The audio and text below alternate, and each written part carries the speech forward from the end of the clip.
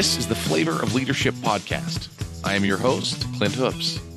Together, we explore the unique blend of leadership wisdom that helps top leaders consistently achieve work goals, develop personally, and find fulfillment with family. Let's get started. This is episode number 14. Today, we're going to be talking about whether or not you have too little conflict at work. And for this episode, I would like to welcome my good friend, Chris Orvin, who also happens to be one of the founders and owners of Certified Fire and Security, where I'm the CEO. Chris has managed many teams from small to very large, and I'm so grateful to have him on today. Welcome, Chris. Good to be here, Clinton. Thank you. Excellent. So as we get started today, I actually have a quote that really is what prompted part of this topic for today. So the quote goes like this. It's from Patrick Lencioni. And Chris knows that I like Patrick Lencioni. We've read a few different books from Patrick Lencioni on our leadership team.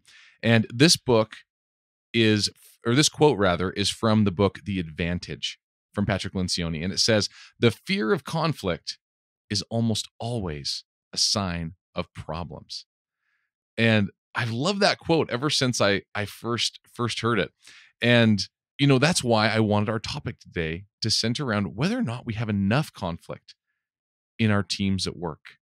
Chris, have you seen this in your experiences in the past? Yeah, actually, one of the when you invited me to come on, one of the stories I guess that I could remember was, for so long I tried to avoid contact. I think traditionally most people do, is human nature to kind of walk away, or kowtow, or take a different path, or in some instances stand up for what you believe. But yeah, I in managing a team back east, I had my number two guy, right? He was there for me for everything, and we made most of the decisions together.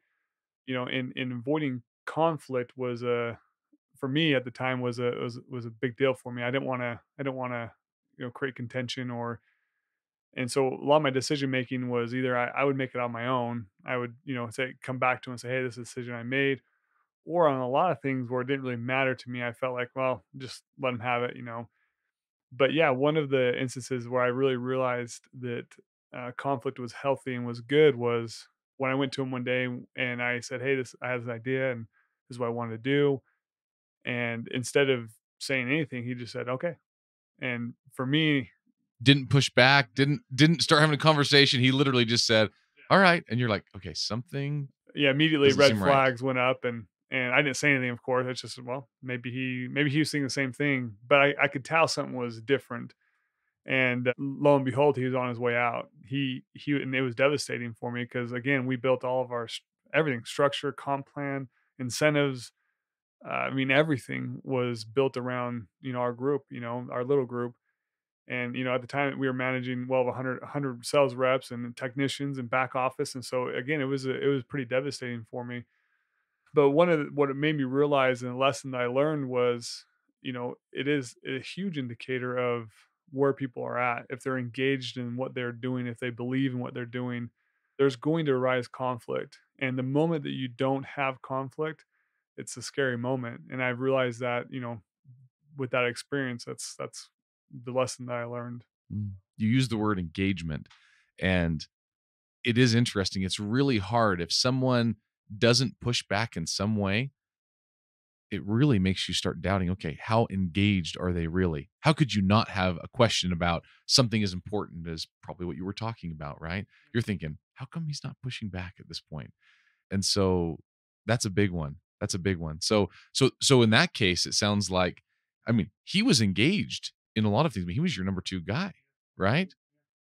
So in this case, where was the conflict missing then? Did you find later that it was, what type of things did you find that caused where did you find that the conflict was missing?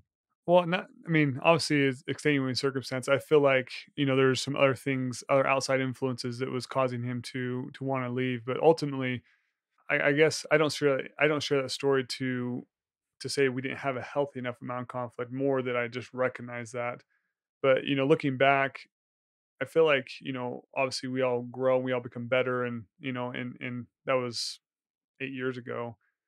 And since then, I've gained a great appreciation for conflict and really monitoring people's engagement, because that's a huge indicator of where everyone's at. And a business is most of the time a direct reflection of the leader, of the owner, or sometimes they're one and the same, and it's a reflection of that. So if I'm so hard nosed to say, hey, this is how we're doing it, this is what we're going to do, and everyone just kind of kowtows to me, like, watch out, here comes Chris. Really, I mean, yeah, I might be successful, but the business then revolves around my decision making, what I want to do, and there's no employee engagement, there's no manager engagement, and a lot of times, again, you could still be successful, I believe, but to have the true success you want, it requires, other people's perspective. It requires conflict. It requires, Patrick Lencioni said, about finding that truth. It requires conflict to arrive to that truth where you go and everyone in the room goes, okay, they might not agree, but they can get behind whatever it is they're talking about. Yeah. When everything relies on, when you gave the example saying, like a leader, for instance, that was telling everyone what to do, in the end, if that leader ever left or something changed, that team isn't going to be able to function properly at that point without that person telling them what to do. And and so it's really unhealthy at that point for the team. Well, and for the company and for the employees that work there, that was a great depiction of really what happened, because once I left, the whole, or the arm of that company was basically dissolved. We had some residual accounts that continue to be there and still are there today. But ultimately, the growth that we were able to have, and I mean, it was an incredible time of life. We had a lot of success, but it really didn't carry on after we had left, and so I again, looking back, hindsight's always 2020, but for me, that was a big lesson I learned as in leadership, is to be able to have the group, like the dynamic we have within our company. It's so healthy, and I feel like you ultimately find the success that you might not arrive to the same location the same way, but ultimately at the end of the day, you look at it and go, you know, for me or for everyone else, I hope, is we're all accomplishing our goals. That I know I have similar experiences to your story, where earlier in my career specifically, I felt like as the leader, I was expected to have the answers. And so I was put in this position of leadership, and I felt like I was called to lead the team, not ask the team for direction, right? That's leading, means that I make the decisions, that I'm the one who determines the direction, and everyone follows because I'm the leader. And it wasn't, in so many words that I felt that, but I kind of felt like, you hear about these dynamic leaders, I need to be like that. And after that fails, that's when you start realizing, oh man, this is a little different. I hired these smart people for a reason, and they have, opinions, views, and experiences that can help make the whole group be better and stronger. One of the quotes, another Patrick Lencioni quote from the book The Advantage, that I want to share is this right here. He said, "When there's trust, conflict becomes nothing but the pursuit of truth, an attempt to find the best possible answer." So I'm going to read that one more time because I think that's pivotal. When there is trust, conflict becomes nothing but the pursuit of truth, an attempt to find the best possible answer. That's always kind of, that really rings true to me, because you have to have that trust first, and then the healthy conflict can come as you're seeking for truth. Have you seen that be the true? Absolutely. In my discussions earlier about, how I really never felt that way. I've always been kind of the mentality of like, like you said, I'm hired by this company to be the leader, to produce, to do all this stuff. And my mentality is like, okay, I will get it done. I will do it. I will do this. And so a lot, my career has led me down these paths, is like, again, it's been a lot of fun. I've learned a lot of stuff, but like it's really cost me a lot personally, and I put a lot of effort into what I've done. I still do, but now I get these wonderful partnerships that allow me to magnify a thought or an experience someone else has had because I don't know it all. And so, yeah, I mean, honestly, I had never really experienced that pursuit of truth until, we had our group.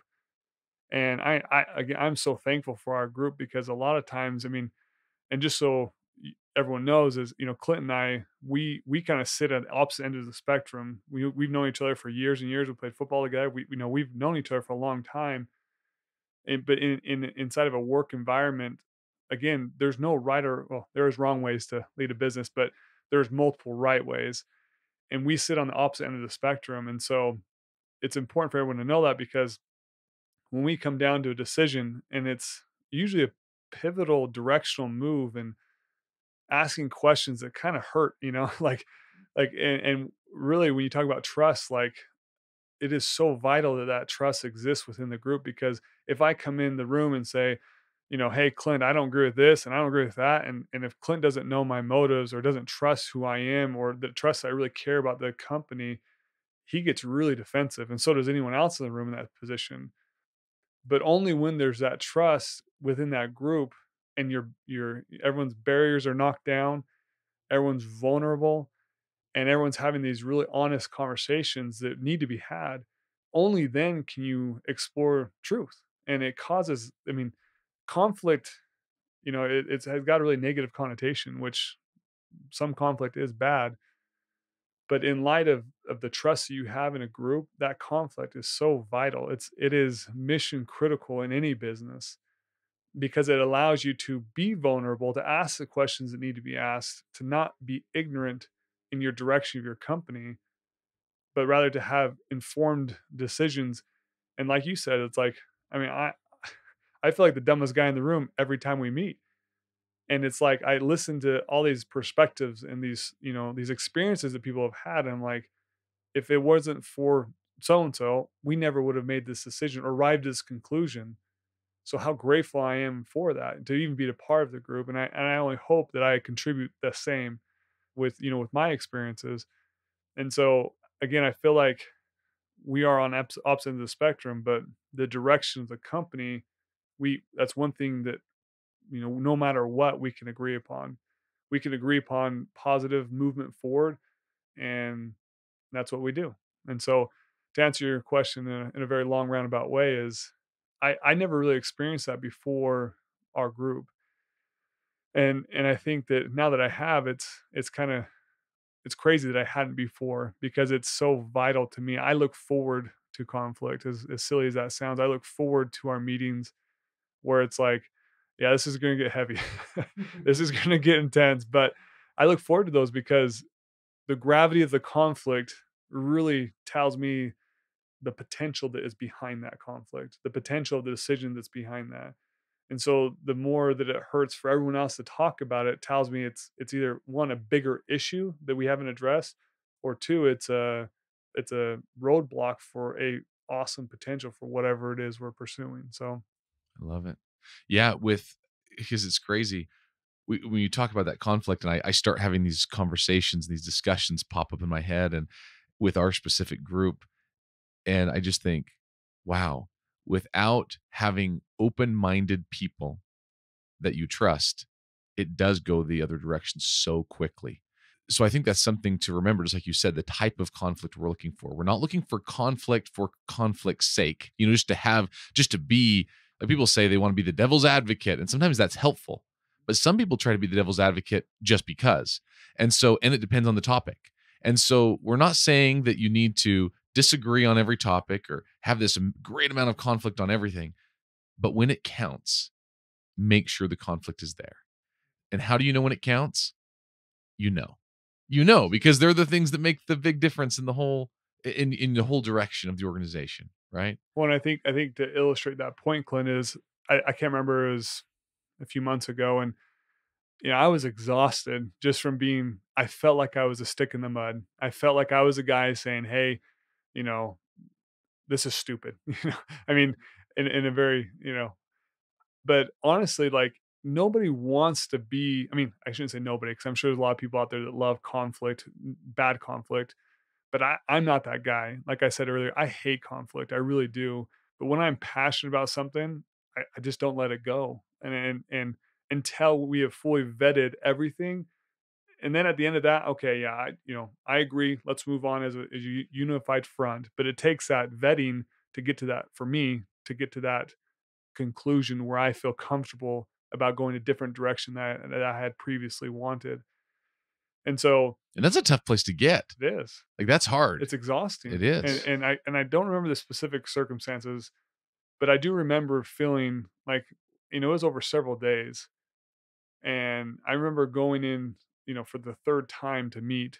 And I told you guys, I'm like, guys, I don't like this.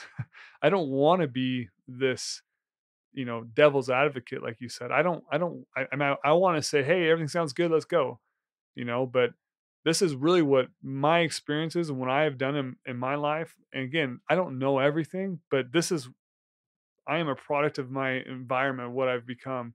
And if I don't say how I feel, I'm doing all those years of experiences and all those years of hard work and nose to the grindstone and sacrifices and blood, sweat, and tears.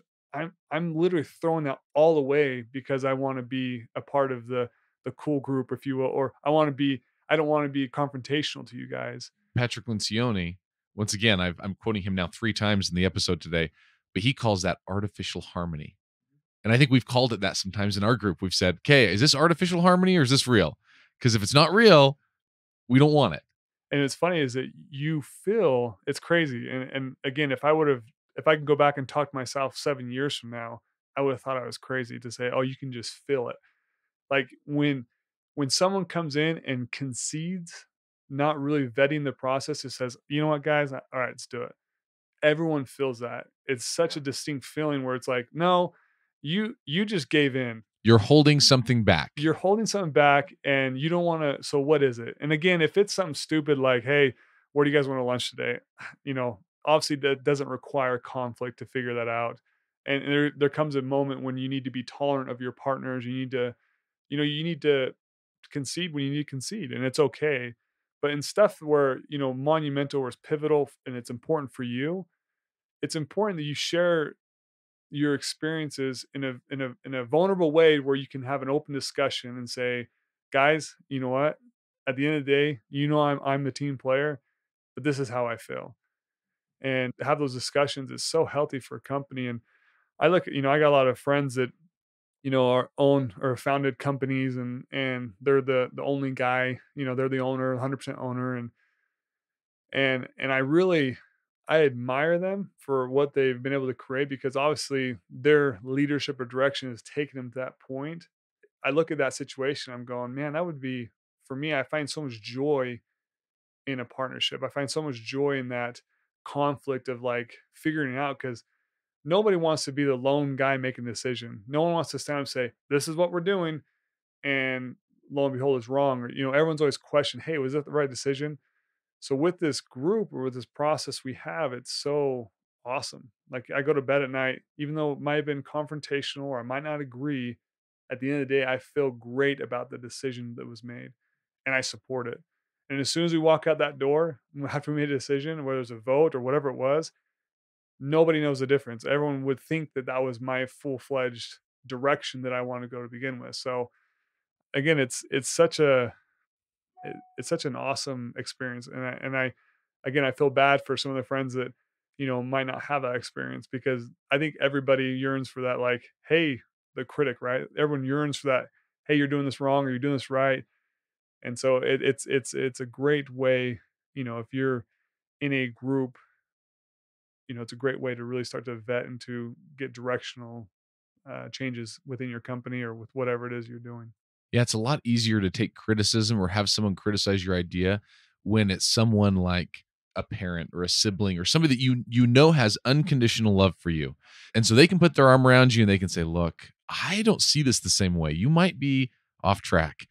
And so that's what's so pivotal when you can get to that point of trust in a team, right? And I know for us in our group, we were friends for growing up and we're able to go to school and do sports and things together over time, and then we didn't see each other for years, and then we ended up coming back being able to work together. And so for me, we had a level of trust, but it was a little different in the business trust. We needed to have a level of trust. So we didn't build that overnight. I mean, it took time. It took time where we thought, where we doubted each other's intents and we weren't sure. And we came back together. But the key was keep coming back together over and over, making decisions. Well, and I think even without the previous, growing up and the relationships that we've had as a group, even without that, I feel like it's not a prerequisite. It obviously made it better because I knew at the core, I knew, Clint's got my back or Lex has got my. I knew that to the core, which obviously helps build the new trust, the business trust, if you will. But ultimately, it's still we had to build that. We went through and there was a lot of doubt and there was a lot of like, well, yeah, I know Clint's a good guy, but his perspective on this one issue, it's like, man, this is left field for me. Like is he up in the night and really took everyone to strip their pride away and say, okay, let's hear him out because obviously there's a reason why so and so has this view, the moment you discount that or discredit it, I mean, you lose not only trust goes backwards, but you potentially could be, squashing a brilliant idea, and, I think of one of our partners that I have a lot of respect for. I mean, I have respect for all of them, but specifically if when it comes to ideas, it's like, man, where did that come from? That is brilliant, And if you don't allow that environment of sharing and being vulnerable and because maybe there's a bad idea every once in a while and no one wants to be the guy that shares the idea. It's like, well, that's stupid. You kind of have that like, man, I gotta be vulnerable with these guys. But if you don't allow that environment to come, then like how sad would that be just to miss out on all those wonderful ideas and perspectives? Definitely. Yeah, I think we've gotten to the point where I believe all of us are much more comfortable, now than even a year ago or a year before that in sharing our true feelings and sharing ideas and being vulnerable enough to say, look, this is just an idea. Share it out, I mean, shoot it down or build it up or make it better. And it's a very unique thing. Very, very rarely in the end do we end, just like you said, we leave the room and really in the end we forget honestly who had the original idea, who disagreed with it, I mean, it's not perfect every time, but man, so often we but it's direction and we move forward and if it was wrong, we come back and do it again. Well, it's funny you say that because like I feel like anytime I get a wild hair or I mean, the predicaments I get myself in, but I love opportunity. I love it with I mean, and it again, I sometimes find myself in predicaments and I'm thankful for you to, to help me straighten me out. But Chris has amazing ideas. I'm telling you, it is amazing. So but I mean, it's like I can already tell when I'm coming into the group, I can already tell because we've worked so together so much, we've had these healthy conflicts. I can already tell who I need to sell on the idea. I can tell that, Lex is gonna have this concern, Bray's gonna have this concern, Clint's gonna have this concern, and Dustin's gonna be all in and I can already depending on what the idea is, what the opportunity is, I can already tell, which is such an awesome place because before when we were kind of like testing the waters and feeling each other out and be like, man, like maybe this like I don't want to be so over the top and presenting this idea because, what if they think it's dumb or what if they don't agree or, what if it causes a knockdown drag out? I feel like all that's just like mumbo jumbo. And now it's so awesome because I can literally pass that in the first 5 minutes of our meeting because I already know kind of the reaction of everybody just because we worked together for so long. But I mean, yeah, again, and I've said this before, but I just feel so fortunate to have this group that we do. It's such a crazy dynamic, right? I mean, you have ultra conservative all the way down to, you know, just knock down, drag out. Let's go find something. Let's go do something. Let's do this. We could take over the world, pound our chests, and I think the balance of those two personalities is so fun. I mean, it's like, yeah, there might be some frustrations, but it's fun, and that's the way it should be. I feel like business it needs to be fun because the moment it stops being fun, then you get disengagement, and that's what we talked about earlier, and you feel it within your group. and the conflict starts instead of being an honest, pursuit of truth. That's where it's the sign where you have the fear of conflict, right? It's amazing how it can shift so easily, right? From a healthy conflict that feels right and feels like you're moving the right direction, even when it's not what you originally thought you wanted, to being scared or having that fear that conflict's going to happen. You don't even want to come to the meeting. Instead of being excited for the meeting, you're fearful. And again, like I said before, what a tragedy. What a tragedy that thoughts are suppressed, or the ideas, or just total disengagement. And within our group, I can tell within 30 seconds if someone's having a bad day, or someone, like the day when I came in, I told you I was just like, I'm tired. I'm tired of being the guy that's in opposition. And you guys sense that. And we kind of had a powwow about it and said, hey, and I vented to you guys and said, hey, look, I hate this. I hate being in this position. It's consuming me. I'm tired, like physically tired. But again, and that's where, being vulnerable and knowing, like you gave the analogy of, accepting criticism from your parents. Like my father and mother can come to me and say, hey, you're doing this wrong or whatever. And I take it and go, yeah. But if some guy I don't know says, hey, you're doing this wrong in the same context, I might, your pride gets the better of you, and you go, well, who are you? And so it is important that you have that trust. I love it. So we just explained this, what we feel is a very great dynamic in our group. So how does someone that doesn't currently have that healthy conflict on their team, how do they develop that? That is a great question. I feel like it's a balance. It definitely is a balance, because you need to lead when it needs to be led, and you also need to listen when you need to listen. And I think everyone has seen or felt this way when you fall into the trap of like a whiny employee. It's like, okay, are you telling me like a valid concern, or are you just complaining? And obviously, you can't say that, but you try to navigate every situation. But I think the biggest thing is creating an environment where people can be heard and people know that you care about what they're telling you. Meaning, and I struggle with that, by the way. That's not one of my strong suits. I struggle with empathizing with different, managers or whatever, because I feel like, well, if I can do it, then you can, which is a terrible outlook, and it's something I recognize. But again, it's important that the people around you know that you trust them, even to make mistakes. Because if someone brings up a conflict, right, and says, "No, Chris, we should do it this way," and if I'm reluctant and I say, "Okay, we'll go ahead and do it," and they fail, how likely are they to come back to me again with another suggestion? And so again, it's a balance, right? Because I don't want them to come to me with every whim and every idea and every, failure, but I also don't want to suppress the good ideas. And so my suggestion would be is to hear everything out, have a very open mind, and then if they do fail, don't rub their face in it. Don't make them feel dumb. Just move on. And there's been several instances with our group where someone made a wrong decision and I own that decision as if it was my own. And they feel that. I hope they do, because I don't want to be like, well, I told you, no one wants to hear that. It does no good for anybody. And the moment you say that, guess what happens the next meeting?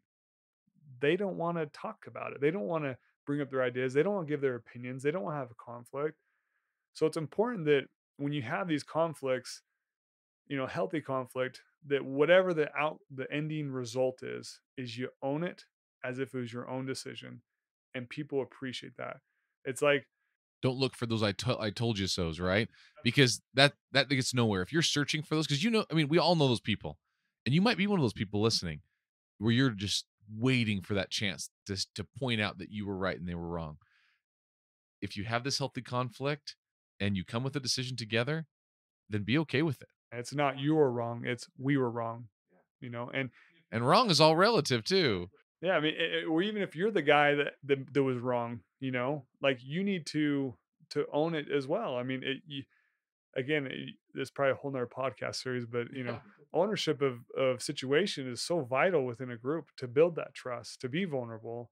So yeah, it is a two-way street, but you need to. We all make mistakes, and there's been a number of mistakes that I've made within my career, and it's like I can look at those as a black eye, or I can look at them as, hey, that was tuition. That might have cost me a lot of money, but guess what? That's the best kind of education I can get. So As long as you learn from it. Yeah. Oh, I love it. Man, I could talk about this all day. I love this because you can tell we are both people that have come from where we have done it wrong. We've done it right. And we can tell you that when it's done right, it gives you so much more satisfaction on a team. And you make many more right decisions. You're never going to make all the decisions right, but man, you make many more right decisions. Well, within that group, in my opinion, there's no wrong decision being made. I mean, if you have a healthy conflict and the truth is researched and you guys meet until your eyes are bleeding. I mean, it's like that when I was telling earlier the example I gave. I mean, it was like our fourth meeting. I'm like, oh my gosh. But at the end of the day, I feel great about the decision. Might not have been in my opinion or my what I would have done, but at the end of the day, I sleep knowing that that was a good decision. So, yes, absolutely, I think it is important. So, Love it. So we got a challenge for everybody today.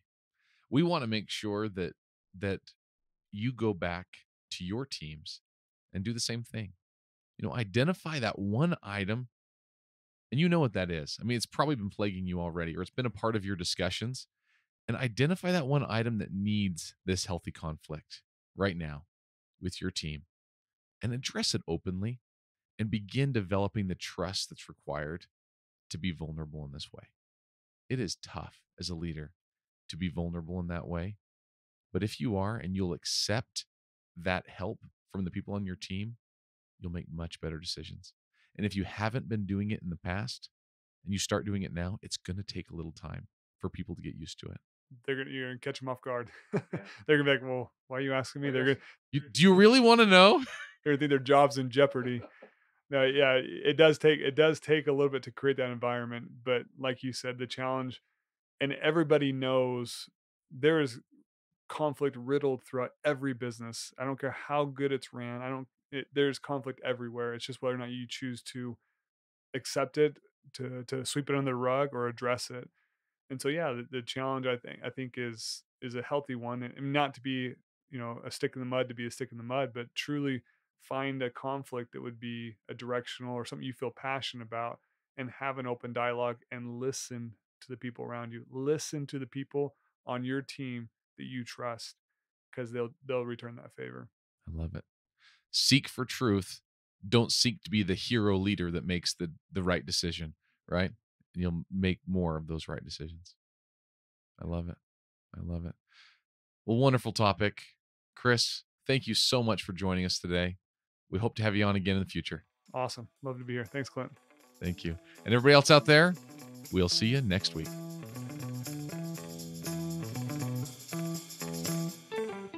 Thanks for joining me on this week's episode of the Flavor of Leadership podcast. If you enjoyed what you heard, please share it with a friend. And if you haven't already, subscribe, rate, and review the show on your favorite podcast player. If you have any questions, comments, or feedback for us, you can reach me directly at flavorofleadership.com. Thanks for listening.